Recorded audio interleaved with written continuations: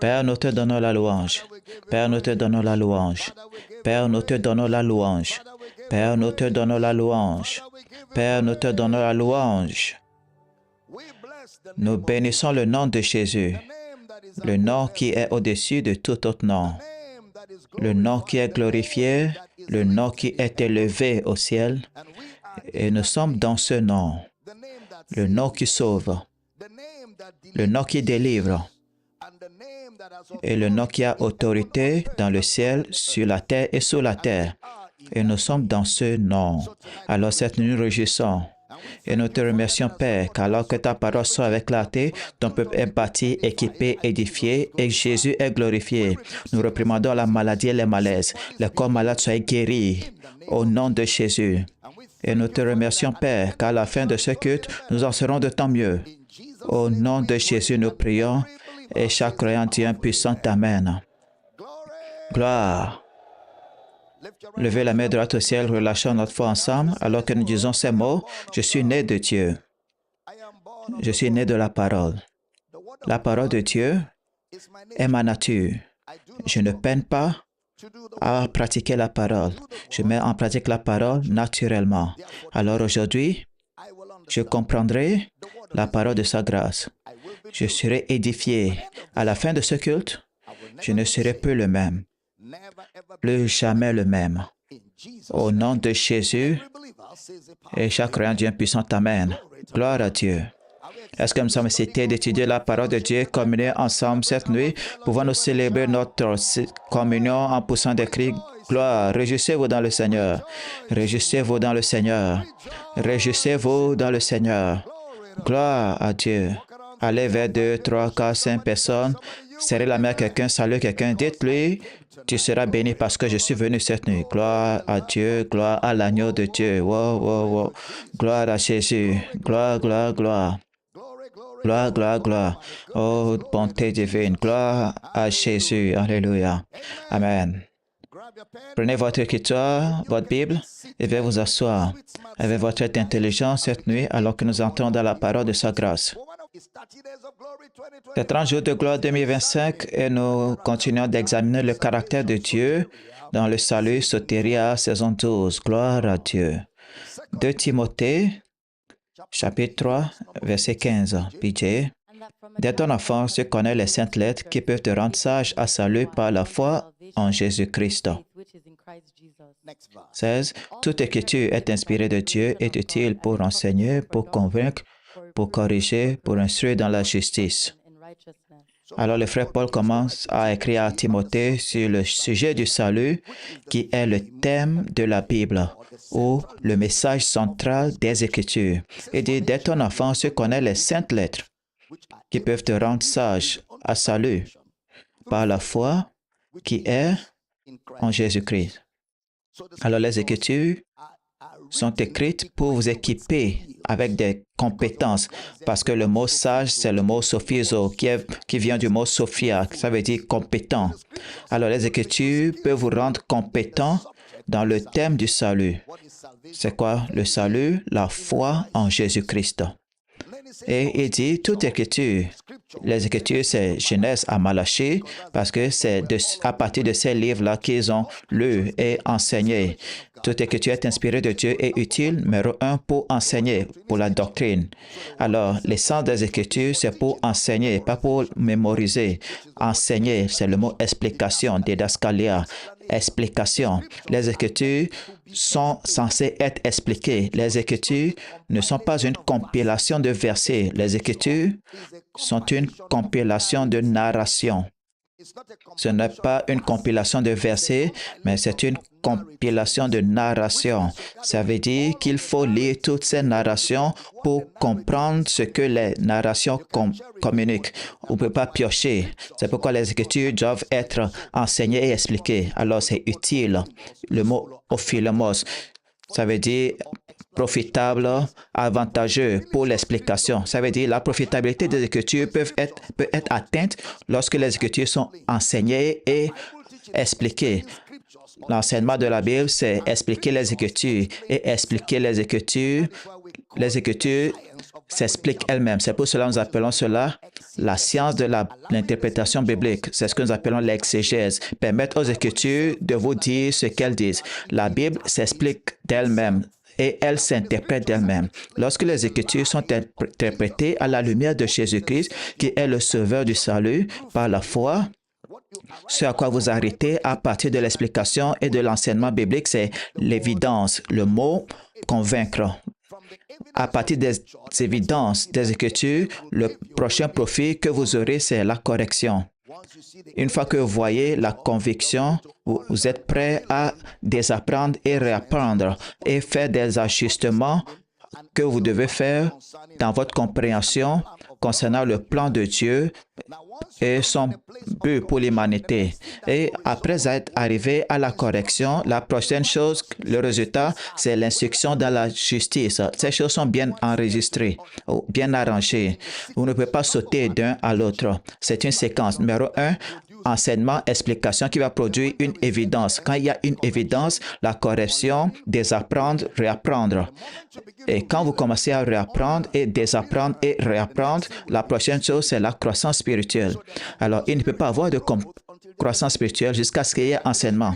Il ne peut pas avoir de croissance spirituelle sans évidence. Il ne peut pas avoir de croissance spirituelle sans correction qui apporte un désapprentissage et un réapprentissage pour grandir dans la connaissance de Jésus-Christ. Nous avons dit que le mot salut, c'est le mot soteria en grec qui veut dire délivrance. Ça veut dire secours ou préservation et sécurité. Cela veut dire délivrance, secours, préservation et sécurité. Cela veut dire qu'un homme qui est sauvé est gardé dans un lieu sécurisé.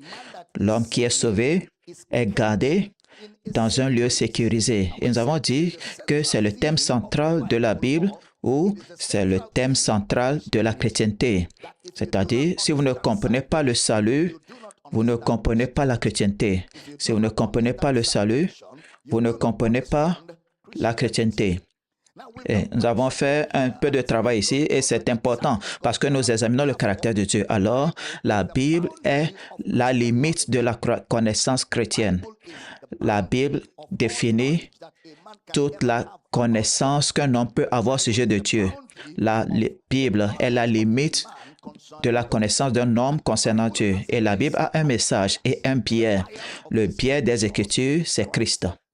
Le biais des Écritures, c'est Christ. Et quand nous lisons les Écritures, nous lisons les Écritures avec les jumelles de Christ, ou nous lisons les Écritures avec Christ dans nos pensées. Nous lisons les Écritures avec Christ en tête. Parce que tout l'essence des Écritures ou de la lecture des Écritures, c'est arriver à la connaissance de Jésus. Toute l'essence de la lecture des Écritures, c'est arriver à la connaissance de Jésus-Christ. Lorsque vous arrivez à la connaissance de Christ, alors vous pourrez voir le plan de salut qu'il a pour vous et maintenant vous pouvez recevoir à partir de ce que Jésus a fait. Et nous avons commencé à voir comment interpréter les Écritures et je vous ai donné un cadre que dans l'interprétation des Écritures, il y a des guides. Numéro 1, lisez la Bible telle qu'une conversation. Numéro 2, trouvez la structure grammaticale des Écritures. Numéro 3, quelle est la grammaire?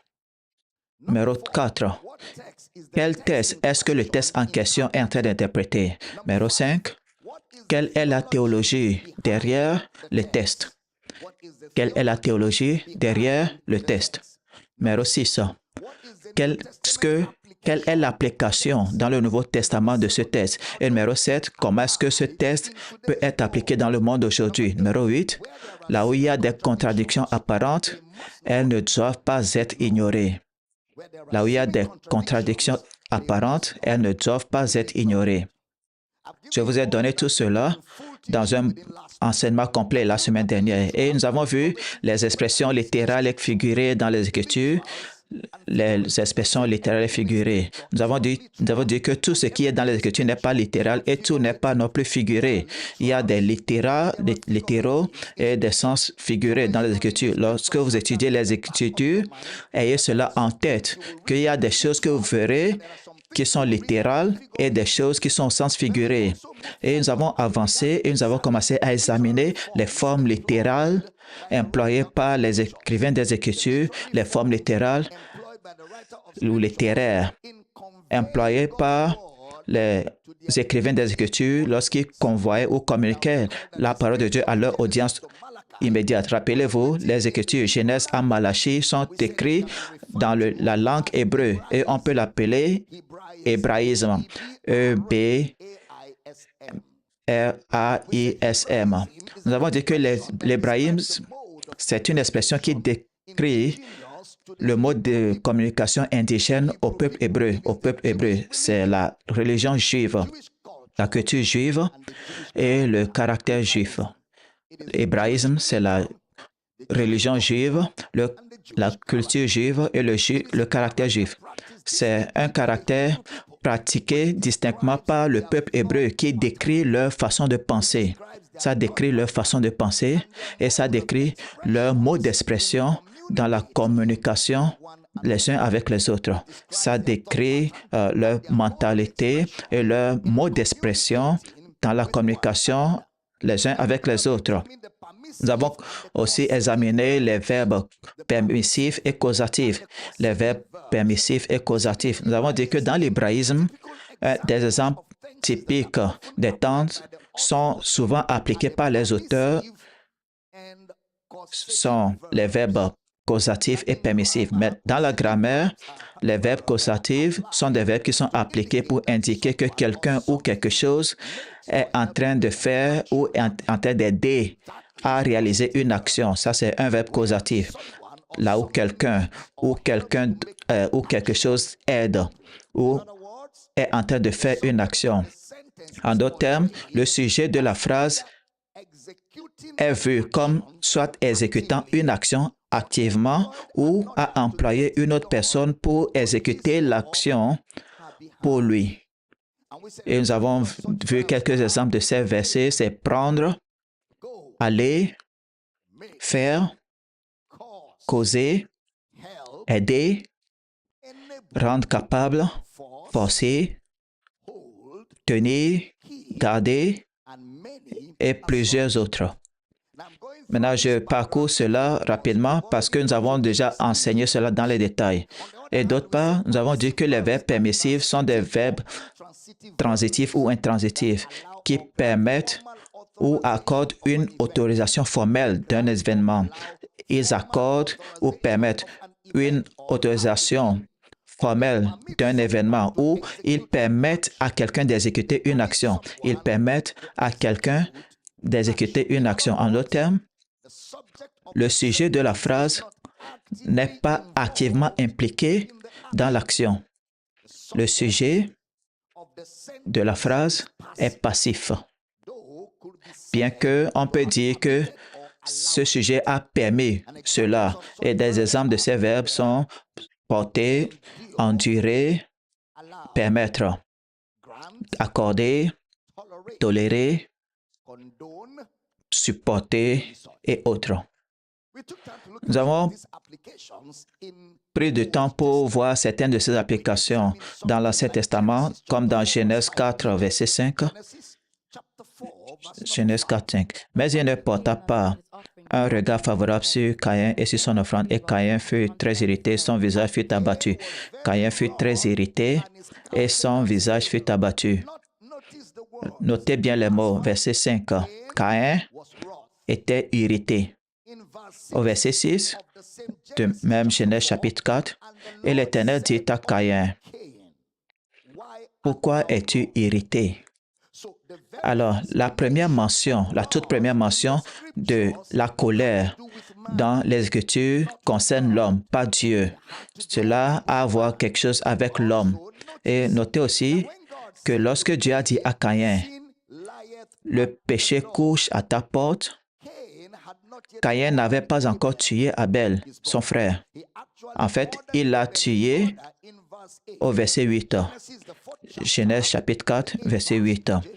Cependant, Caïn adressa la parole à son frère Abel. Mais comme ils étaient dans le champ, Caïn se jeta sur son frère Abel et le tua. Voici la première mention du péché dans les Écritures. La première mention de la colère, la première mention du péché dans les Écritures. Alors, de l'explication de l'écrivain dans cette narration de Caïn et Abel, il est évident que le péché et ses manifestations par Caïn comme colère et ensuite meurtre étaient associés aux hommes et non à Dieu. Le péché était associé aux hommes et non à Dieu. Alors, la première mention de ce mot, péché, irritation ou colère, meurtre, vient de l'homme et non de Dieu. Et nous avons vu des exemples de l'inactivité de Dieu dans certaines circonstances. Et cette inactivité a été appelée la colère de Dieu. Voyons encore quelques autres. Exode 14. Exode 14, verset 4. Exode 14, 4. J'endurcirai le cœur de Pharaon et il le poursuivra. Mais Pharaon et toute son armée serviront à faire éclater ma gloire. Et les Égyptiens sauront que je suis l'Éternel et les enfants d'Israël furent ainsi. Les gens me demandent encore et encore, pourquoi est-ce que Dieu a endurci le cœur de Pharaon et l'a puni? Pourquoi est-ce que Dieu a endurci le cœur de Pharaon et l'a puni? Maintenant, nous voyons que l'Éternel dit, j'endurcirai le cœur de Pharaon. L'écrivain Moïse, de manière similaire, dans le Exode chapitre 4, verset 21, Exode 4, 21, l'Éternel dit à Moïse, en partant pour retourner en Égypte, vois tous les prodiges que je mets en ta main. Tu les feras devant Pharaon, et moi j'endurcirai son cœur et ne laissera point aller le peuple. Ça, c'était avant que Moïse et Aaron étaient allés parler à Pharaon. Et finalement, ils sont allés parler dans Exode 5, verset 1. Moïse et Aaron se rendirent ensuite auprès de Pharaon et lui dirent, « Ainsi parle l'Éternel, le Dieu d'Israël, laisse aller mon peuple pour qu'il célèbre au désert une fête à mon honneur. » Maintenant, quand vous lisez Exode 4, 21 que nous avons lu et Exode 14, 4, sans la compréhension de la construction des temps dans la langue hébreu, cela va impliquer que Dieu a endurci le cœur de Pharaon pour que Pharaon et les Égyptiens sachent qu'il est le Seigneur. Maintenant, cette interprétation peut être soutenue avec les paroles de l'auteur. Vous savez, des fois, lorsque les gens ne comprennent pas l'interprétation biblique, argumentent avec nous, ils disent, c'est écrit noir sur blanc. Non, ce n'est pas une question de c'est écrit noir sur blanc. Ce que tu dois chercher, c'est quelle est l'interprétation? Quelle est la grammaire en ce temps-là?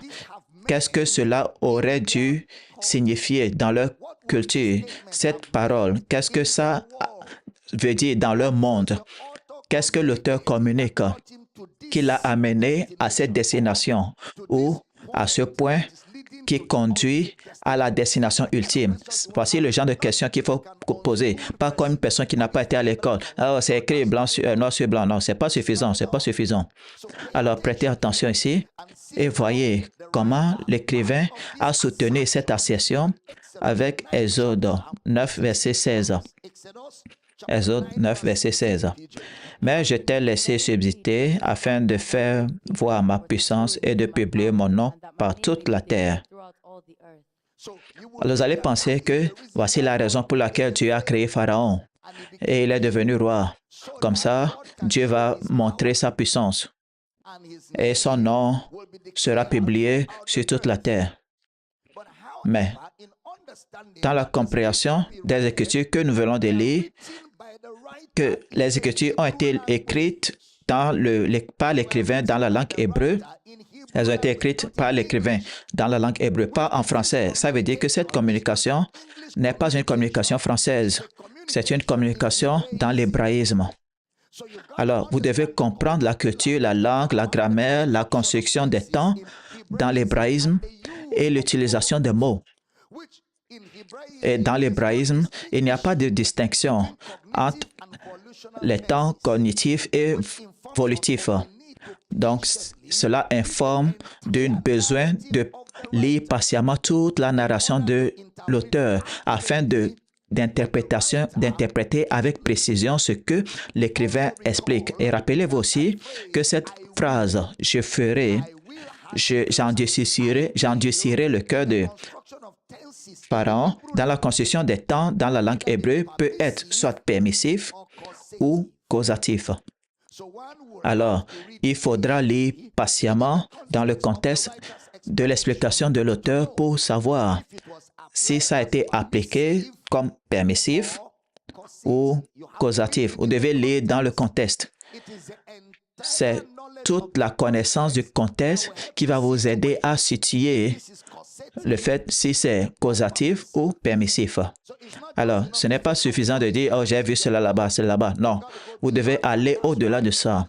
C'est pourquoi l'interprétation est la maîtresse de l'enseignement biblique, l'interprétation. Jésus a aussi fait cela. Ce n'est pas nous qui inventons cela. Quelqu'un m'a demandé, Dr. Damina, pourquoi est-ce que votre étude biblique est différente de celle des pasteurs que je connais? J'ai dit, c'est comme ça que tu es avec Jésus. Jésus a enseigné les Écritures, pas comme les scribes et les pharisiens. Il n'a pas enseigné comme les leaders religieux de leur jour. Il a différé de la façon dont ils ont enseigné. C'est pourquoi il voulait le lapider. Il a différé son interprétation des Écritures à un biais qui était christocentrique. Le leur ou la leur avait d'autres biais, mais son interprétation était purement christocentrique, commençant par Moïse et par les prophètes. Il leur a expliqué dans toutes les Écritures les choses qui le concernaient. Christocentrique. Même chose, il a dit, voici les paroles, au verset 44, voici les paroles que je vous ai dites lorsque j'étais encore avec vous, que toutes ces choses devaient être accomplies, qui étaient écrites dans la loi de Moïse et dans les prophètes et dans les psaumes me concernant. Et il leur ouvrit leur esprit, il leur ouvrit l'esprit. Quand ils ont pu voir les Écritures à travers les chemins de Christ, tout est tombé en place. Il va regarder les Juifs et dire, vous sondez les Écritures, car en elles, vous pensez avoir la vie éternelle, mais elles rendent témoignage de moi. Et ce n'est pas étonnant que les apôtres qui ont appris de Jésus ont enseigné de la même façon. C'est le premier qui avait interprété. Raisonnez avec moi. S'il y a 2000 ans, Jésus devait interpréter Moïse.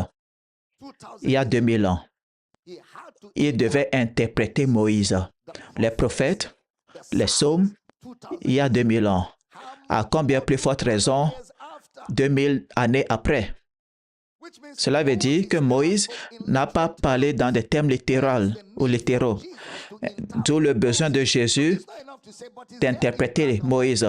Ce n'est pas suffisant de dire c'est écrit noir sur blanc. Non, vous devez trouver quelle est l'interprétation parce que ce que vous lisez peut ne pas être l'interprétation de ce que vous lisez. Est-ce que nous enseignons ici? C'est pourquoi l'enseignement de la Bible devient très important pour le croyant. Et c'est important de comprendre cela, qu'il doit avoir une explication de l'auteur qui doit être bien comprise pour savoir si dans cette narration, il y a eu application d'un terme permissif ou causatif. Et regardez aussi dans le livre d'Exode, où Moïse a parlé de l'endurcissement du cœur de Pharaon, Exode 9, verset 12.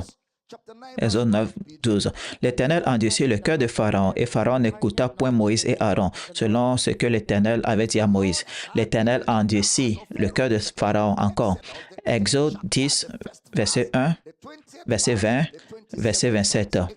Exode 10, 1. L'Éternel dit à Moïse, va vers Pharaon, car j'ai endurci son cœur et le cœur de ses serviteurs pour faire éclater mes signes au milieu d'eux. Verset 20. L'Éternel endurcit le cœur de Pharaon et Pharaon ne laissa point aller les enfants d'Israël. Verset 27.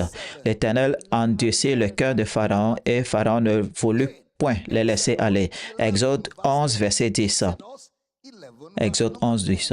Moïse et Aaron firent tous ces prodiges devant Pharaon et l'Éternel endurcit le cœur de Pharaon et Pharaon ne laissait point aller les enfants d'Israël hors de son pays. Exode 14, verset 8. L'Éternel endurcit le cœur de Pharaon, roi d'Égypte, et Pharaon poursuivit les enfants d'Israël. Les enfants d'Israël étaient sortis de la main levée. Dans cette écriture que nous venons de lire, l'Éternel endurcit le cœur de Pharaon. Exode chapitre 7, verset 13. Le cœur de Pharaon s'endurcit et il n'écouta point Moïse et Aaron selon ce que l'Éternel avait dit. Ici aussi, l'Éternel a endurci le cœur de Pharaon. Cependant, Exode 7, 14. L'Éternel dit à Moïse, Pharaon a le cœur endurci, il refuse de laisser aller le peuple.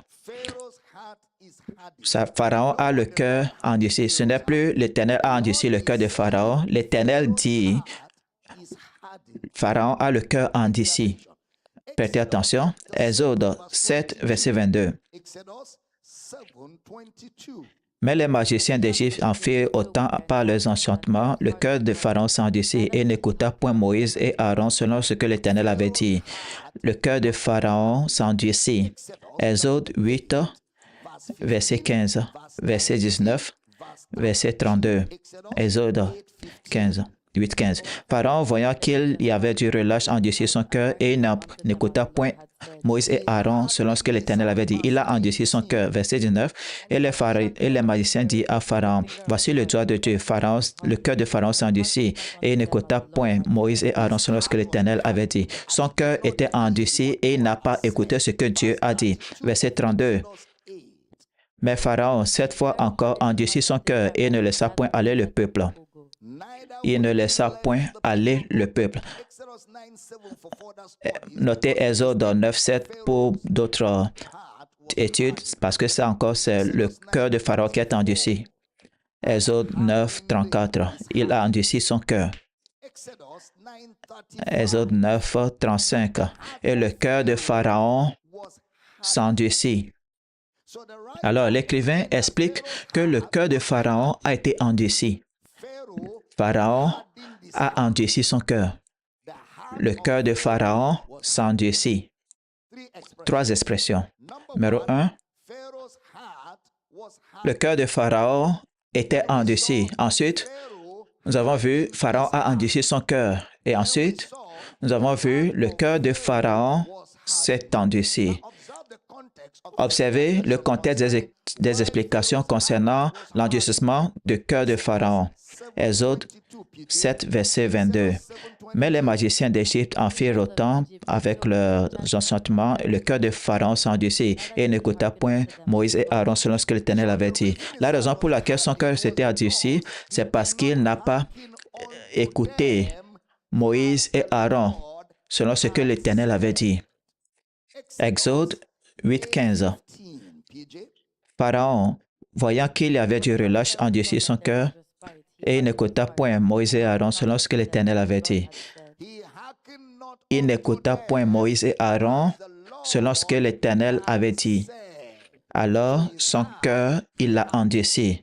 Cet endurcissement, donc, en d'autres termes, l'écrivain explique clairement que la raison pour laquelle le cœur de Pharaon était endurci, c'était parce qu'il n'avait pas écouté Moïse et Aaron, selon ce que l'Éternel avait dit. Alors, cet endurcissement était descriptif de la réponse de Pharaon, descriptif de la réponse de Pharaon à ce que Moïse lui avait dit selon de la part de l'Éternel. C'était descriptif de sa réponse. Dans Exode 5, versets 1 et 2, Moïse et Aaron se rendirent ensuite auprès de Pharaon et lui dirent, ainsi parle le Seigneur, l'Éternel, le Dieu d'Israël, laisse aller mon peuple pour qu'il célèbre au désert une fête à mon honneur. Verset 2, Pharaon répondit, qui est l'Éternel pour que j'obéisse à sa voix en laissant aller Israël? Je ne connais pas l'Éternel, je ne laisserai point aller Israël. Qui est l'Éternel pour laisser aller Israël? Je ne connais pas l'Éternel et je ne laisserai point aller Israël.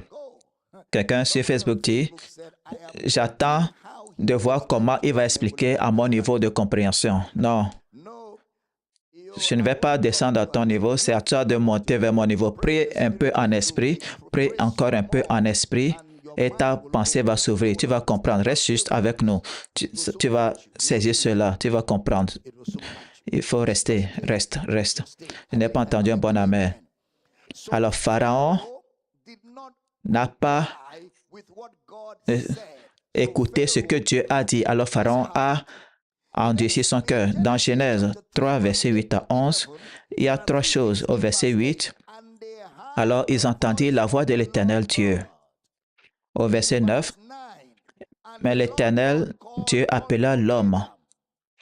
Au verset 11, et l'Éternel Dieu dit, qui t'a appris que tu es nu? Est-ce que tu as mangé de l'arbre dont je t'avais défendu de manger? Ceci est similaire à la situation de Pharaon. Très similaire. Dans Genèse 3, ce qui est arrivé en Exode, et Pharaon a désobéi à la voix de Dieu qui était communiquée par Moïse. C'est exactement ce qui est arrivé à Adam et Ève. Alors, il est suffisant de dire que les termes j'endurcirai, dans Exode 4 et Exode 14, j'endurcirai et je t'ai élevé, qui sont similaires à comment l'écrivain a écrit dans Genèse 3. Et vous savez, l'écrivain, c'est Moïse. C'est en fait l'écrivain qui applique les termes permissifs dans sa construction de mots dans la langue hébreu. Dans la langue hébreu pour expliquer l'inaction de Dieu. Il utilise les termes permissifs pour dire que Dieu était inactif dans la désobéissance de Pharaon. Alors, l'effet résultant de l'absence de Dieu, c'était l'endurcissement du cœur de Pharaon.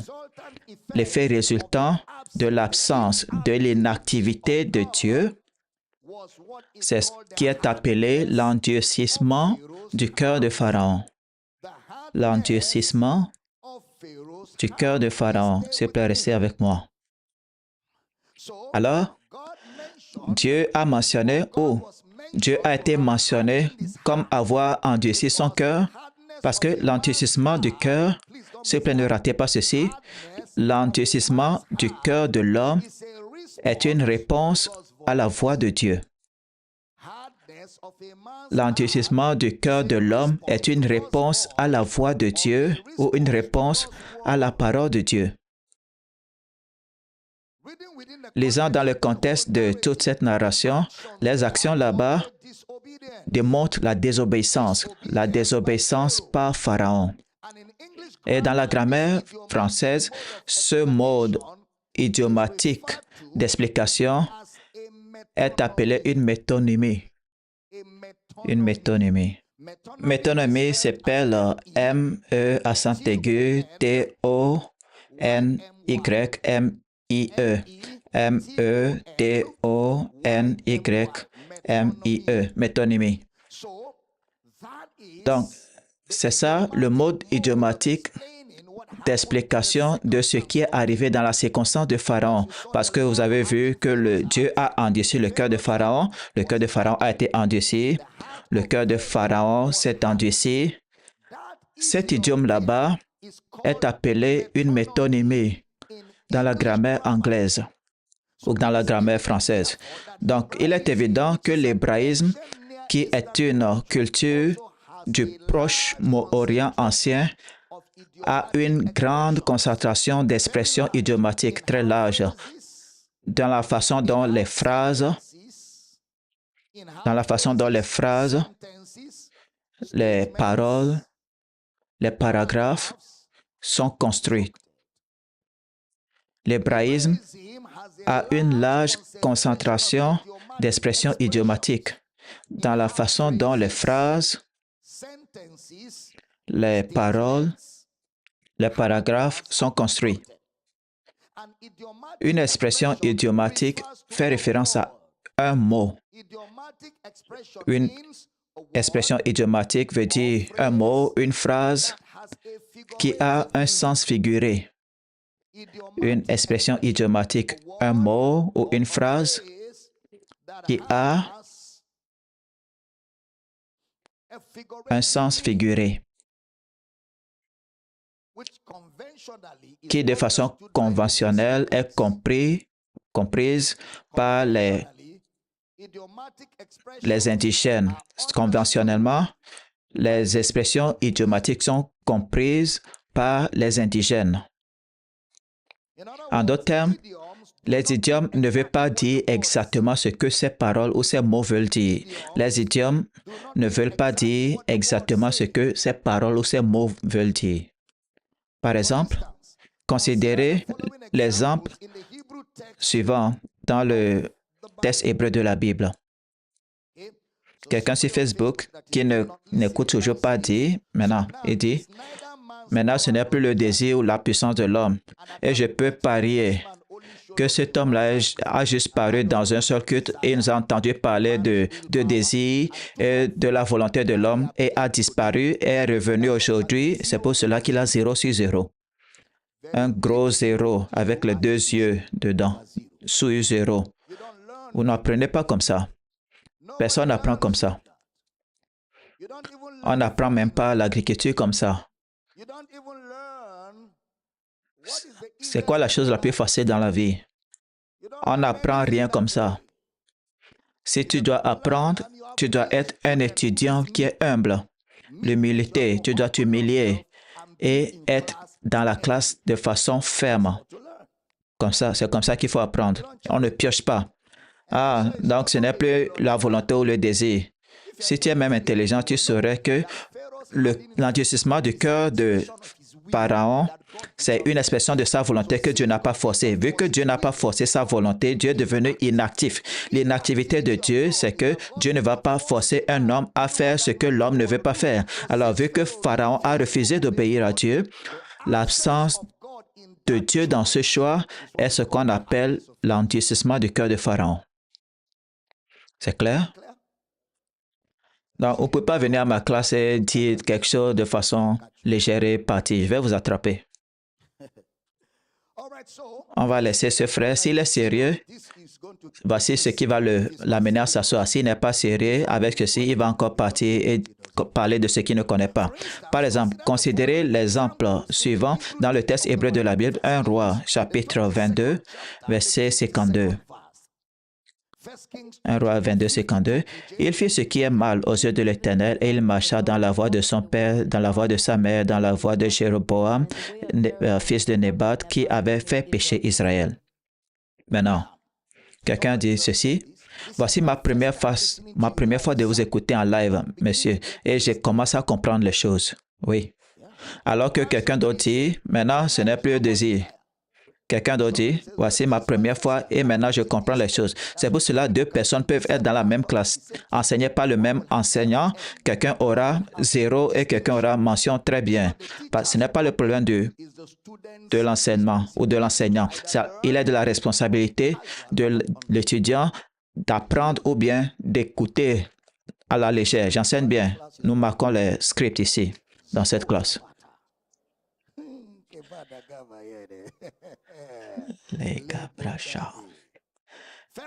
1 Roi 22, 52. Et il fit ce qui était mal aux yeux de l'Éternel. Il marcha dans la voie de son père, dans la voie de sa mère, dans la voie de Jéroboam, fils de Nébat, qui avait fait pécher Israël. Si vous lisez cela dans le contexte, le il, celui qui a fait ce qui est mal aux yeux de l'Éternel, ce n'est pas Jéroboam. Regardez le verset 51, le prétexte.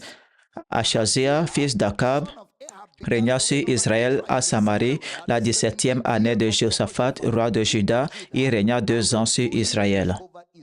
Alors, c'était Achazia. Jéroboam n'était pas responsable de la conduite de ce roi. Mais cette phrase, la voix de Jéroboam, a été appliquée de façon idiomatique pour expliquer l'action d'une autre personne. C'était un idiome pour expliquer l'action d'un autre. Et de façon similaire, vous verrez aussi dans 2 Rois 22, verset 2. Il fit ce qui est droit aux yeux de l'Éternel et il marcha dans la voie de David son père et ne s'en détourna ni à droite ni à gauche. Maintenant, n'oubliez pas, il a marché dans la voie de David son père. Regardez 2 Chroniques 11, verset 17. 2 Chroniques 11, verset 17. Il donnait ainsi de la force au royaume de Juda et affermit Roboam, fils de Salomon, pendant 3 ans, car il marchait pendant 3 ans dans la voie de David et de Salomon. Pendant 3 ans, il marchait dans la voie de David et de Salomon. La phrase « il marchait dans la voie de David » était une expression idiomatique appliquée dans l'hébraïsme pour expliquer l'action d'une autre personne. De la même façon, la phrase « l'Éternel a endurci le cœur de Pharaon » peut être vue comme l'application d'une expression idiomatique par l'écrivain, une métonymie, pour expliquer la réponse de Pharaon qui était une désobéissance. La parole vint à Pharaon de l'Éternel et sa réponse par rapport à la parole de l'Éternel, c'était une désobéissance à ce que Dieu lui a dit par la voix de Dieu qui est Moïse.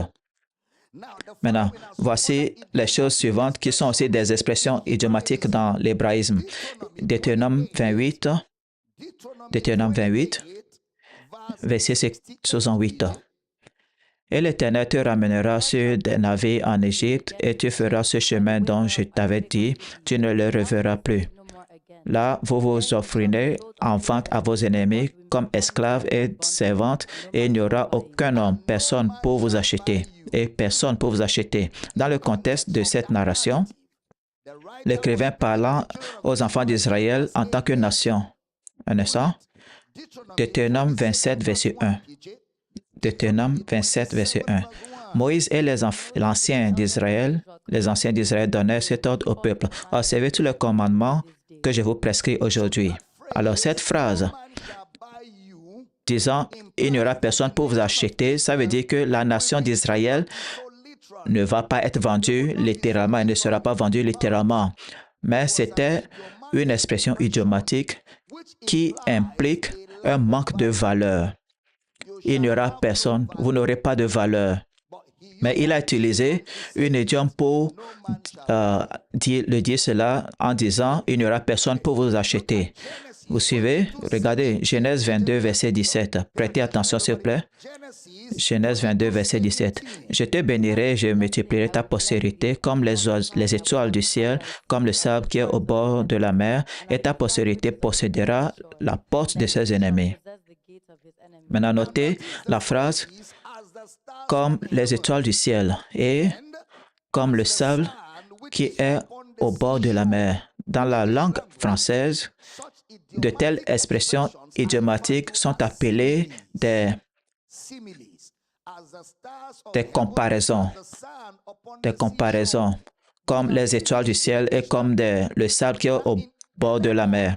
C'est ça, une comparaison. Plutôt, l'écrivain a expliqué que Dieu a parlé à Abraham dans Genèse 15, verset 5, de façon similaire. Et après l'avoir conduit dehors, il dit, « Regarde vers le ciel et compte les étoiles, et si tu peux les compter. » Et il dit, « Telle sera ta postérité. » Encore la phrase, « comme les étoiles du ciel » ou « comme le sable qui est sur le bord de la mer ». Ce sont des phrases idiomatiques employées par l'auteur pour expliquer le fait que dans l'accomplissement de la promesse de Dieu à Abraham, la postérité d'Abraham ne pourra pas être comptée. La postérité d'Abraham ne pourra pas être comptée. C'est ça, l'idiome, les étoiles, le sable. Ils seront de trop pour qu'on puisse les compter. Mais il a utilisé l'hébraïsme et une idiome ou une figure de style pour passer le message. Vous êtes là? Ésaïe 11, verset 9. Il ne se fera ni tort ni dommage sur toute ma montagne sainte, car la terre sera remplie de la connaissance de l'Éternel comme le fond de la mer par les eaux qui le couvrent. La terre sera remplie de la connaissance de l'Éternel comme le fond de la mer par les eaux qui le couvrent. Vous imaginez cela? La mer, c'est déjà les eaux. Maintenant, comme les eaux couvrent le fond de la mer. Habakkuk 2, 14. Habakkuk 2, 14. Car la terre sera remplie de la connaissance de la gloire de l'Éternel, comme le fond de la mer par les eaux qui le couvrent. Comme le fond de la mer par les eaux qui le couvrent. Vous comprenez cela? Donc, observez que dans ce conte, le focus de leur explication, c'était la connaissance de l'Éternel qui remplit toute la terre. comme le fond de la mer par les eaux qui le couvrent. C'est une expression idiomatique, une comparaison employée par les écrivains dans leurs explications.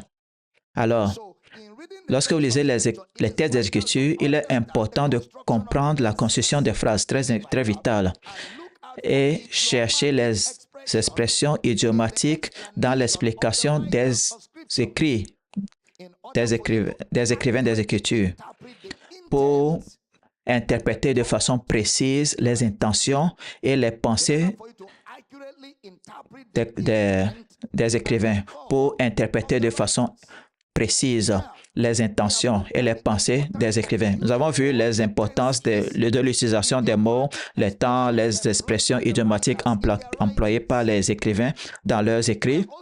Nous allons aussi examiner le contexte historique des Écritures. Le contexte historique des Écritures. Mais rappelez-vous, nous avons établi que le salut est le thème des Écritures. La mission de Jésus, elle enfantera un fils, et tu lui donneras le nom de Jésus, car il sauvera son peuple de ses péchés. Sauvera, il va sauver, va secourir, délivrer, sécuriser et garder dans un lieu sécurisé. Hier, nous avons commencé avec le livre d'Hébreu. Vous avez aimé cela hier. Nous avons travaillé ou voyagé dans Hébreu. On va faire un travail là-bas. Dans Hébreu 12, il appelle Jésus le chef et le consommateur de la foi. Le chef et le consommateur de la foi. Le chef et le consommateur de la foi. Et ensuite, dans Hébreu 12, 18, vous ne vous êtes pas approché d'une montagne qu'on pouvait toucher et qui était embrasée par le feu, ni de la nuée, ni des ténèbres, ni de la tempête. Vous ne vous êtes pas approché d'une montagne. Dis, je ne me suis pas approché d'une montagne. Il y a une montagne de laquelle tu ne dois pas t'approcher. Vous ne vous êtes pas approché d'une montagne qu'on pouvait toucher, et qui était embrasée par le feu, ni de la nuée, ni des ténèbres, ni de la tempête. Verset 19. Ni du retentissement de la trompette, ni du bruit des paroles, tels que ceux qui l'entendaient demandaient qu'il ne leur en fût adressé aucune de plus. Ils disent, on ne veut plus entendre de cet enseignement, on ne veut pas entendre de cette prédication. Verset 20. Car ils ne supportaient pas cette parole. Si même une bête touche la montagne, elle sera lapidée. La terreur de ce prédicateur, la terreur de ce message, de cette montagne, était de telle que même si un animal ne pouvait pas suivre, même pas de miséricorde pour les animaux. Verset 21. Et ce spectacle était si terrible que Moïse dit, « Je suis épouvanté et tout tremblant. » Même Moïse, le donneur de la loi, avait peur du résultat de la loi. Il dit, « Je suis épouvanté et tout tremblant. » C'est de cette montagne qu'un prédicateur va dire, « Oh, je prie que les jours de gloire retournent. » Là où les hommes vont se tenir sur les pupitres et tomber et mourir. Le mont Sinaï. Il oublie que le mont Sinaï, ce n'était pas le plan de Dieu pour l'homme. Le mont Sinaï était venu en réponse à la transgression. Le plan de Dieu pour l'homme, depuis le premier jour, c'était Sion. Gloire à Dieu. Je dis gloire à Dieu. Verset 22 maintenant. Mais vous vous êtes approchés de la montagne de Sion, de la cité du Dieu vivant, la Jérusalem céleste, des myriades qui forment le cœur des anges. Vous ne vous êtes pas approchés de cette montagne-là, mais vous êtes venus ici. Gloire à Dieu. Vous ne vous êtes pas approchés de cette montagne de Sion, de Sinaï, mais vous êtes approchés de la montagne de Sion, de la cité du Dieu vivant, la Jérusalem céleste, des myriades qui forment le cœur des anges. Verset 23. De l'assemblée des premiers-nés inscrits dans les cieux du juste qui est Dieu de tous et des esprits des justes parvenus à la perfection. J'aime le verset 24. Et de Jésus. Vous êtes venus à Jésus. Vous êtes approchés de Jésus qui est le médiateur de la nouvelle alliance. Ça ne serait pas là-bas. Et du sang de l'aspersion qui parle mieux que celui d'Abel. C'est là où nous sommes maintenant. Est-ce que vous n'êtes pas excité que vous appartenez à l'Assemblée de Sion? Gloire à Dieu. Je dis gloire à Dieu. Gloire à Dieu. Vous êtes venus à Sion. Vous n'êtes pas à Sinaï. Vous êtes à Sion.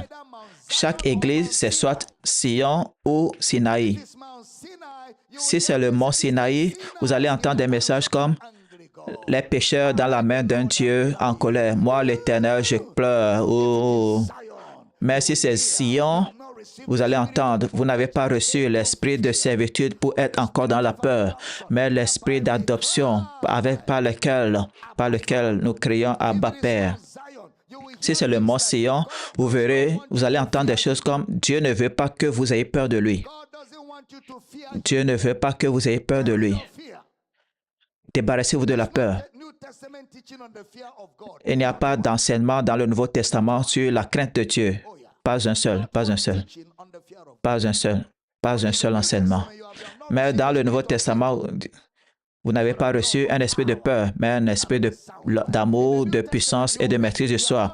Et dans le Nouveau Testament, vous allez lire, vous n'avez pas reçu un esprit de servitude pour être dans la peur. Vous allez lire, il n'y a pas de peur ou de crainte dans l'amour. Mais l'amour parfait bannit la peur dans le Nouveau Testament. Je vivrai en vous. J'agirai en vous. Je serai votre Dieu et vous serez mes fils et mes filles.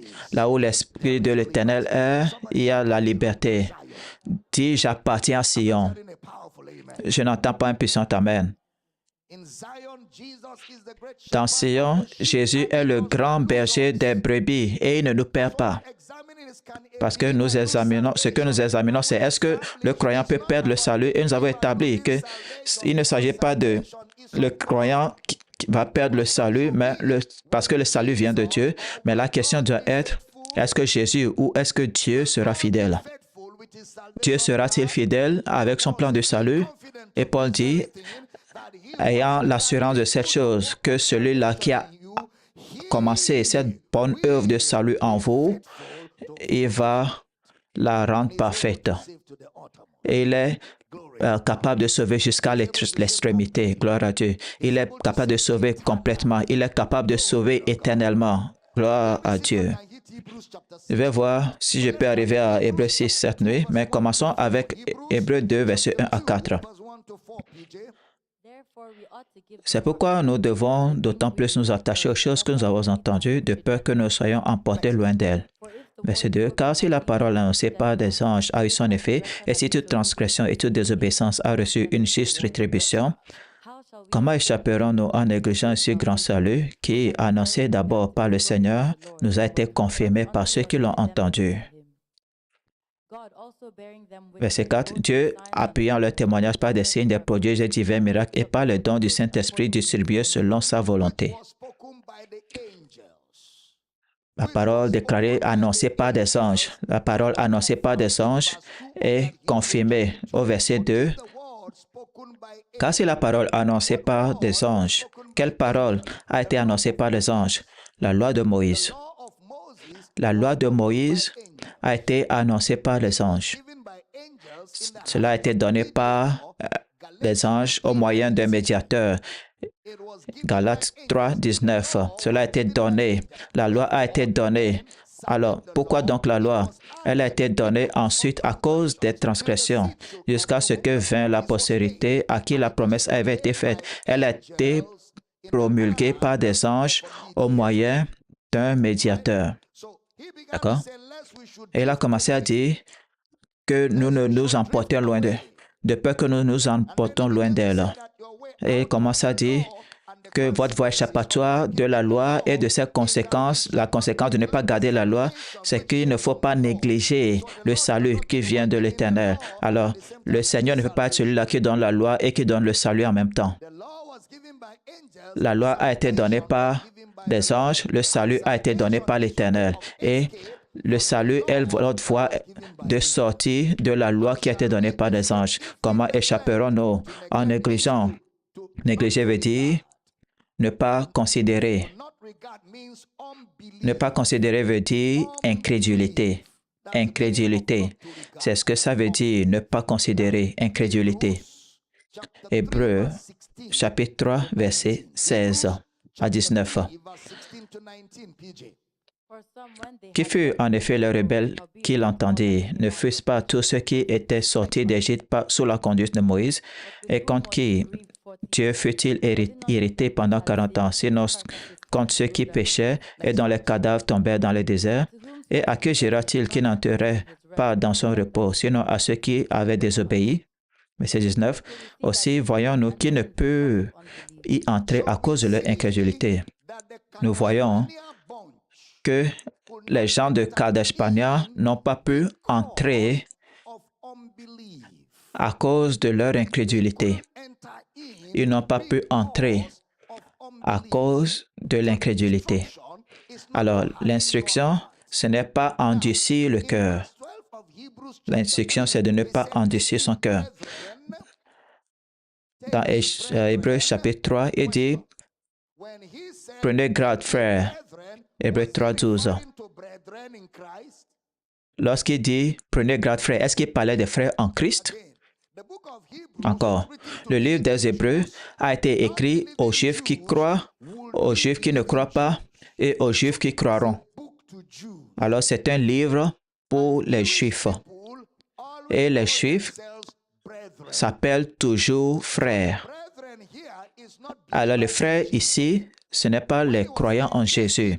Lorsqu'il disait « Prenez garde, frères », il parlait aux Juifs et une multitude mixte de croyants, de non-croyants et de ceux qui croiront. Il dit « Prenez garde que quelqu'un, frère, que quelqu'un de vous n'ait un cœur mauvais d'incrédulité et incrédule. » Donc, parce que parmi eux, il y en a qui n'étaient pas des croyants. Donc, ne soyez pas confus par le mot frère dans le livre d'Hébreux de façon spécifique. Dans Actes chapitre 2, au jour de la Pentecôte, lorsque Pierre s'est levé pour parler à ces incroyants qui sont venus les regarder, parler en langue, et dit « Hommes frères ». Ils n'étaient pas des croyants.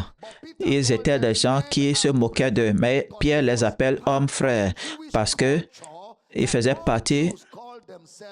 cela faisait partie de la culture juive que tous les Juifs s'appellent des frères. Alors, ne confondez pas ce mot « frère ». Et dit, prenez garde, frère, que quelqu'un de vous n'ait un cœur mauvais et incrédule au point de se détourner du Dieu vivant. Il parle de l'incrédulité à la voix de Dieu. Et ils ont fait cela pendant 40 années à Kadesh Barnea.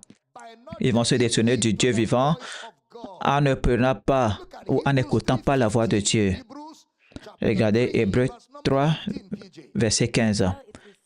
Pendant qu'il est dit, aujourd'hui, si vous entendez sa voix, n'endurcissez pas vos cœurs comme lors de la révolte. La révolte, c'est 40 ans. N'endurcissez pas vos cœurs si vous entendez sa voix. Versets 16 et 17. Qui fut en effet les rebelles qui l'entendirent? Ne fût-ce pas tous ceux qui étaient sortis d'Égypte sous la conduite de Moïse, et contre qui Dieu fut-il irrité pendant 40 ans, sinon contre ceux qui péchaient et dont les cadavres tombèrent dans le désert? Et contre qui Dieu fut-il irrité pendant 40 ans, sinon contre ceux qui péchaient et dont les cadavres tombèrent dans le désert, le groupe de Kadesh Barnea? Lorsque vous entendez, frères, il ne vous parle pas aujourd'hui, il parle à ce groupe de Juifs qui sont sortis d'Égypte pour la terre promise. Et le péché là-bas, c'est le péché de l'incrédulité par rapport à la voix de Dieu. Ils ne sont pas entrés à cause de leur incrédulité. Regardez Hébreux 4, verset 2. Hébreux 4, verset 2. Car cette bonne nouvelle nous a été annoncée aussi bien qu'à eux, mais la parole qui leur fut annoncée ne leur servit de rien parce qu'elle ne trouva pas de la foi chez ceux qui l'entendirent. L'évangile qui nous a été prêché, c'est le même évangile qui leur a été prêché. Adam et Ève ont entendu le même évangile que vous entendez aujourd'hui. Cependant, vous entendez cela dans la promesse accomplie et ils l'ont entendu dans la promesse espérée. Mais c'est le même message. C'est le même. Dieu n'a pas de double standard. La parole qui leur a été prêchée, c'est la même parole qui vous est prêchée. Mais ils n'ont pas ajouté la foi à cette parole. Donc, ils ont péri dans le désert. Mais vous avez entendu et vous avez cru et vous êtes entré dans le repos de Dieu. Je pensais que quelqu'un allait crier Alléluia. J'enseigne bien cette soirée. Alors, l'incrédulité, c'est l'incrédulité à l'évangile ou à la voix de Dieu. Il dit ce que Dieu a dit dans le désert concernant Canaan et que le peuple n'a pas cru. Et regardez Hébreux 4, 12.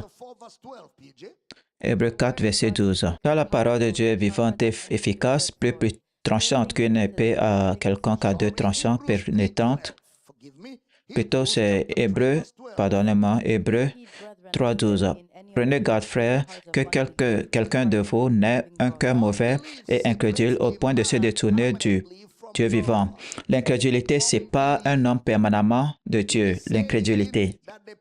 Il dit que le peuple n'a pas cru, parlant du peuple en Israël. Regardez-moi, dans le livre des Hébreux, ayez toujours ceci en tête, que l'écrivain parlait aux Juifs qui croient, aux Juifs qui ne croient pas et aux Juifs qui croiraient. Alors, toute lettre écrite est écrite à cette multitude mixte. Cela va donc déterminer comment les mots utilisés ou ce que voudraient dire les mots utilisés et comment comprendre la narration de ces histoires et la grammaire et l'utilisation des phrases dans le livre des Hébreux. Restez avec moi. Hébreux 10, 28. Quelqu'un dit, Docteur Damina, vous avez dit que vous allez examiner toutes les tueries dans l'Ancien Testament. Oui, monsieur. Mais pourquoi est-ce que vous vous précipitez? Si vous ne comprenez pas ce contexte, si je vous explique les tueries, vous ne comprendrez jamais. Vous allez continuer à me poser cette question pour toujours. Alors, pour que vous compreniez les tueries, ce contexte, si vous le comprenez de vous-même, vous allez lire les tueries et expliquer, comme bien comprendre ce que je fais. Ce que je fais ici, ce n'est pas vous donner du poisson à manger. Ce que je fais ici, c'est vous enseigner comment pêcher. Comme ça, vous pourrez attraper le poisson vous-même quand vous en avez besoin et manger. Je ne dis pas, je ne vais pas juste dire, vous voyez, Dieu a dit, la Bible dit, Dieu a dit tuer. Mais l'original, vous allez vous poser la question, où est-ce qu'est l'original? Mais je vous donne maintenant le contexte, comment l'hébraïsme, la culture, l'histoire, la grammaire, la construction de la grammaire. Je vous donne des outils que vous allez utiliser pour le restant de vos jours pour enseigner la parole de Dieu tel que je le fais. Combien comprendre ce que je fais? Parce que ce que nous faisons ici, nous, c'est que nous suscitons les hommes de Dieu. Je ne suis pas en train de faire un débat. Ce n'est pas un débat où je vais venir vous montrer comment je connais la Bible. Non. Ma responsabilité, c'est susciter des hommes comme moi qui vont faire ce que je vous fais aux nations de la terre. Si vous entendez, dites j'entends. Alors calmez-vous, nous allons arriver aux tueries, mais on ne peut pas sauter aux tueries sans avoir ce contexte. Déjà, si vous comprenez le causatif et le permissif, j'ai déjà pris soin des tueries.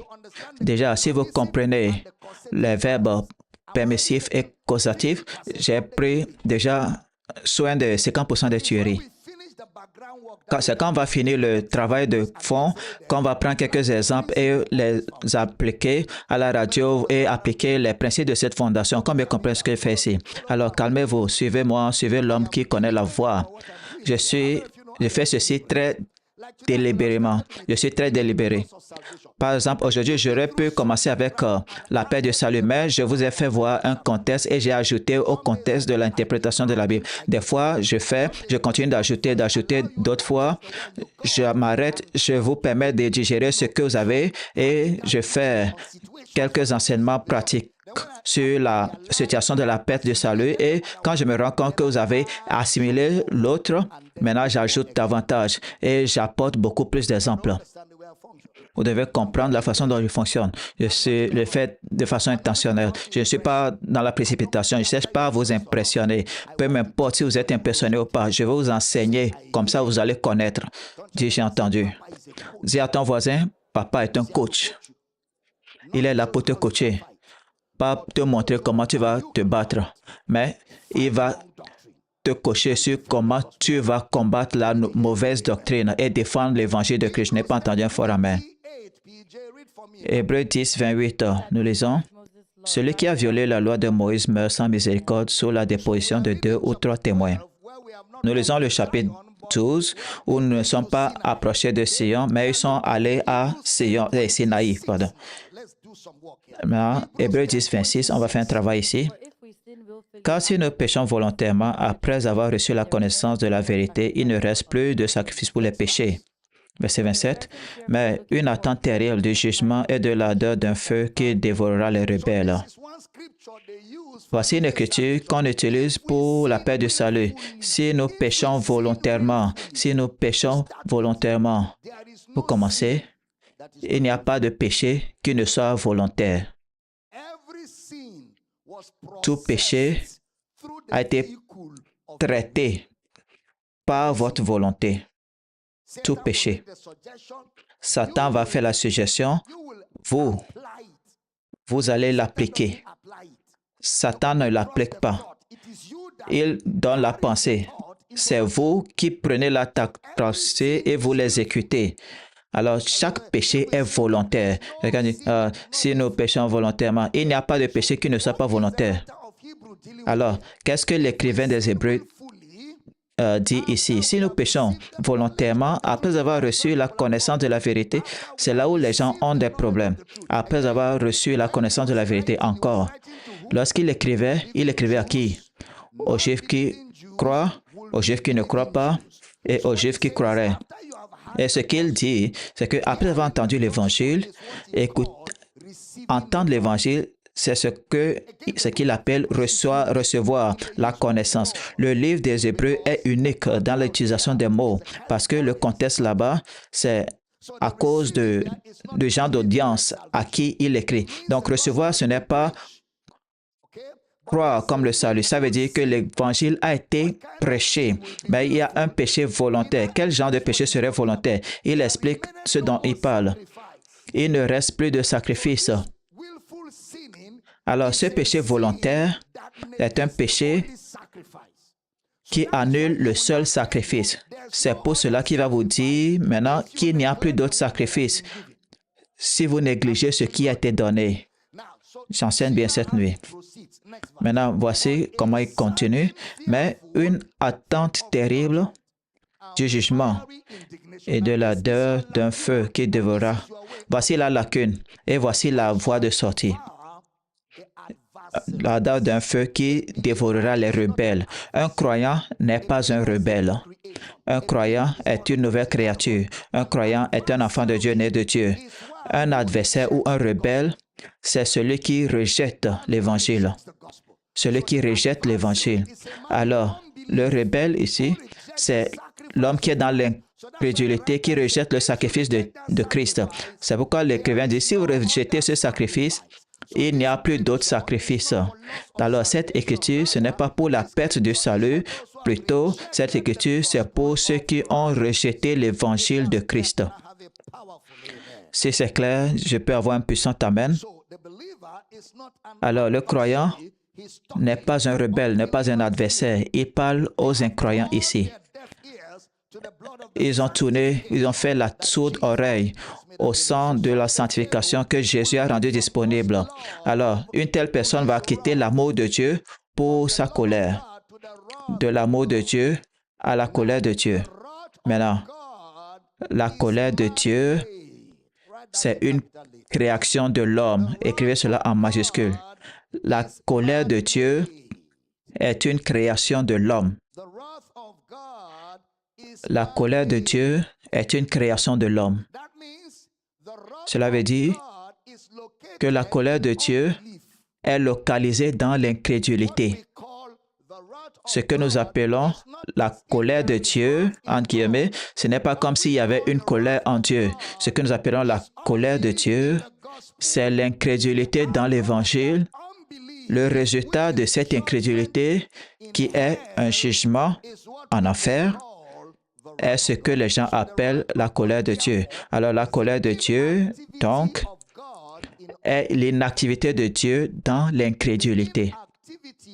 L'inactivité de Dieu dans l'incrédulité. Cette écriture, donc, ne parle pas aux croyants sur la commission du péché. Et la corroboration de cette écriture, c'est Jean 3, 16 et 17. Car Dieu a tant aimé le monde qu'il a donné son Fils unique, afin que quiconque croit en lui ne périsse point, mais qu'il ait la vie éternelle. 17. Dieu, en effet, n'a pas envoyé son Fils dans le monde pour qu'il juge le monde, mais pour que le monde soit sauvé par lui. Verset 18. Celui qui croit en lui n'est point jugé, mais celui qui ne croit pas est déjà jugé, parce qu'il n'a pas cru au Fils unique de Dieu.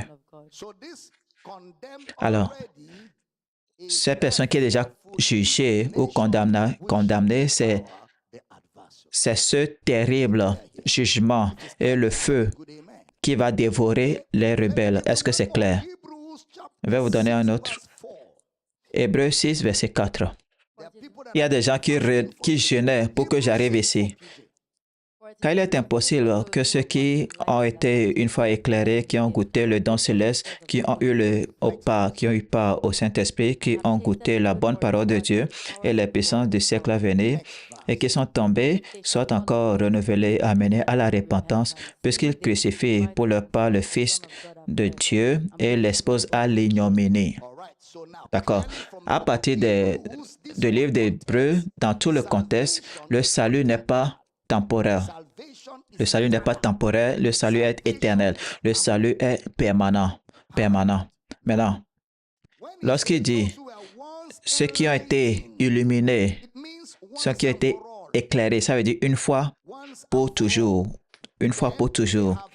qui ont goûté le don céleste. Vous avez été éclairés, vous avez goûté le don céleste, vous avez eu part, on va verset 4, vous avez eu part au Saint-Esprit, vous avez eu part au Saint-Esprit. Si vous observez, chaque fois que l'écrivain des Hébreux parle des Juifs qui ne croient pas, il fait référence à l'Ancien Testament. Mais dans ce verset, il n'a pas fait de référence à l'Ancien Testament. Chaque fois qu'il parle aux incroyants, il va les référer à Kadesh Barnea ou leur donner des versets de l'Ancien Testament. Mais dans ce lieu, il n'y a aucune référence à un verset de l'Ancien Testament, pas un seul. La description ici n'est pas une description ou ne peut pas être une description des incroyants. Éclairer, goûter le don céleste, goûter là-bas. Combien on veut que Jésus a goûté à la mort? Le mot goûter là-bas, c'est l'expérience. L'expérience, parce que Jésus a goûté à la mort. Il n'a pas goûté à la mort par la foi. Il est mort. Donc, l'utilisation du mot goûter ici, c'est ces gens ont goûté la vie éternelle, l'expérience de cela, et ont eu part au Saint-Esprit.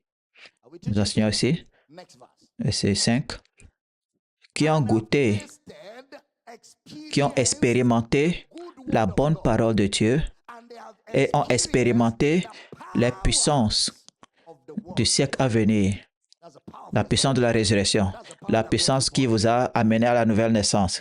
C'est la puissance qui vous a ressuscité d'entre les morts. Maintenant, regardez, les puissances du siècle à venir, ce sont des croyants. Hébreux 6, versets 4, 5, 6 fait référence aux croyants. Maintenant, la lacune ici, c'est que c'est impossible. C'est impossible. Question. Qu'est-ce qui sera impossible? Question. L'impossibilité, est-ce que c'est s'ils vont tomber ou c'est s'ils tombent, les renouveler à la repentance? Qu'est-ce qui serait impossible? Tomber. Or, parce que comment est-ce qu'on détermine la repentance de quelqu'un? L'impossibilité donc sera de se repentir. Le problème, c'est le mot impossible. Il y a quelque chose qui explique le mot impossible. Ce qui est impossible aux hommes est possible à Dieu. Alors, quelle est l'impossibilité? Regardez. L'impossibilité dans cette écriture, c'est au verset 6. Et qui sont tombés, soient renouvelés et amenés à la repentance, puisqu'ils crucifient pour leur part le Fils de Dieu. Ça, c'est impossible. Personne ne peut plus crucifier Jésus-Christ, parce que le même Hébreu dit, le sacrifice est une fois. Après avoir fait l'offrande, il s'est assis. Le sacrifice, c'est une fois, une fois, une fois. Donc, il n'y a pas de possibilité de crucifier pour le pas le Fils de Dieu. Et la deuxième impossibilité, c'est qu'ils ne peuvent pas l'exposer à l'ignominie. C'est ça l'impossibilité. Ils ne peuvent pas l'exposer à l'ignominie. Ils ne peuvent pas crucifier Jésus une nouvelle fois, une deuxième fois. Alors, est-ce que l'impossibilité serait qu'il tombe hors ou qu'il tombe loin? Est-ce que c'est ça l'impossibilité? L'impossibilité, c'est pour eux de tomber ou bien c'est de les renouveler. Quelle est l'impossibilité? Ce qu'il dit, c'est que c'est impossible à un homme qui a expérimenté tout ceci de tomber. Juste comme il est impossible de crucifier Jésus la deuxième fois, juste comme il est impossible d'exposer Jésus à l'ignominie. Mais cette écriture, c'est en fait l'écriture clé pour le salut éternel. Combien comprennent cela? Cette écriture, c'est l'écriture clé. C'est pourquoi, en mettant toutes choses dans le contexte, au verset 9, Hébreux 6, 9, quoique nous parlons ainsi, bien-aimés, nous attendons, pour ce qui vous concerne, des choses meilleures, favorables au salut. Frères, je n'ai pas dit ceci pour que vous ayez peur. L'impossibilité, ce n'est pas pour vous qui êtes sauvés. L'impossibilité, c'est que lorsque vous êtes sauvés et vous avez goûté à toutes ces choses, vous ne pouvez pas tomber parce que nous sommes persuadés des choses meilleures et des choses favorables au salut pour ce qui vous concerne. Est-ce que c'est clair? La lacune là-bas, c'est exposer le Fils de Dieu à l'ignominie ou le crucifier encore, c'est ce qui est impossible. Tout comme ces deux choses sont impossibles, il est aussi impossible à un homme qui a expérimenté ces réalités de tomber. Si c'est clair, j'ai entendu. C'est une simple compréhension qui va régler tout cela. Une simple compréhension qui va régler tout cela. Et je suis content que vous êtes acceptés dans le bien-aimé. Je suis content que la lumière lui ici. Je suis content que vous devenez affermés dans la vérité. Vous devenez persuadés de ce que Christ a fait. Si tu m'entends, crie gloire. Mettez aussi vos pieds, fermons ce culte ou finissons. J'ai encore beaucoup de choses à vous dire. Mais vous pouvez les supporter toutes. Dieu punisse le diable. Dis à ton voisin, hey, mon voisin, à côté de toi se trouve un homme pleinement persuadé, juste, avec confiance, sauvé éternellement, sauvé pour toujours. Il est impossible que je tombe hors. Il est impossible que je tombe hors. Je n'ai pas entendu un bon amen. Dis, je ne peux pas tomber. Je ne me garde pas moi-même. Celui qui me garde a juré qu'il ne va pas me perdre jusqu'à ce qu'il me présente au Père qui me lui a donné à lui, sans aucun défaut et irrépréhensible. Alors, réjouis-toi, nous sommes sécurisés. Gloire à Dieu. Gloire à Dieu. Allez-y, célébrez ce que vous avez en Christ. Gloire. Père, je prie pour toute personne dans ce bâtiment en ligne, à la télé, à la radio, sur les réseaux sociaux, dans les campus et dans les centres d'études bibliques. La connaissance révélée continue de grandir grand dans vos cœurs jusqu'à ce que plus rien n'importe au nom de Jésus. Nous dissolvons les doutes, la peur, nous dissolvons la confusion, nous réduisons au silence la foi du diable au nom de Jésus. Merci Père, car ta parole bâtit une armée d'hommes et une armée d'hommes qui ne vont pas permettre à l'œuvre accomplie de Christ d'être harassée et d'être dans la caricature. Et au nom de Jésus, cette armée qui m'entend va prêcher cet évangile jusqu'aux extrémités de la terre. Nous te donnons la louange, la gloire pour la prière aussi. Au nom de Jésus, nous prions. Et chaque croyant dit un Amen sous nos de célébration. Allez-y, célébrez. Allez-y et célébrez. Gloire à Dieu. Gloire à Dieu. Dis à ton voisin, Christ en toi. Il est en toi. Maintenant même, il est en toi. Et il est l'espérance de la gloire. Alléluia. Gloire à Dieu. Prenez votre offrande, donnons. Et après, je vais rejoindre M. Michael Bush dans les quelques minutes à venir. Vous voulez soutenir ce que nous faisons, vous êtes bénis et vous avez reçu l'impact de ce ministère. Vous voulez nous soutenir, rappelez-vous, quelqu'un a donné pour que vous écoutez. Si vous donnez, beaucoup aussi vont écouter. Donc, vous avez les comptes dont les détails s'affichent à l'écran pour les dons, pour vos divers dons. Vous pouvez voir les détails à l'écran pour envoyer vos dons, faire vos offrandes à Power City International. Nous donnons dans la foi et avec joie cette nuit. Levez votre offrande. Père, nous donnons avec joie. Merci pour le privilège de faire une différence dans l'Évangile par nos ressources. Merci pour toute personne qui donne cette nuit. Nos offrandes sont d'une bonne odeur devant toi aujourd'hui. Au nom de Jésus, nous prions. Et chaque croyant dit un puissant Amen. Gloire à Dieu. Encore une fois, j'aimerais remercier tous ceux-là qui ont donné pour les fonds de la mission. Nous avons une semaine pour acheter cela. J'aimerais vous dire merci. Ceux qui ont fait les engagements, ou pris les engagements, Dieu, la grâce abonde envers vous et vous aurez de quoi donner. Ceux qui n'ont pas donné, la prochaine fois, vous aurez de quoi donner. Amen. Voilà. Nous espérons que vous avez été bénis et enrichis par cet enseignement. Likez cette vidéo, partagez-la avec tous ceux qui sont autour de vous. Commentez, abonnez-vous à cette chaîne et activez la cloche de notification pour ne pas rater nos prochaines mises en ligne. Soyez bénis, Jésus est Seigneur. Amen.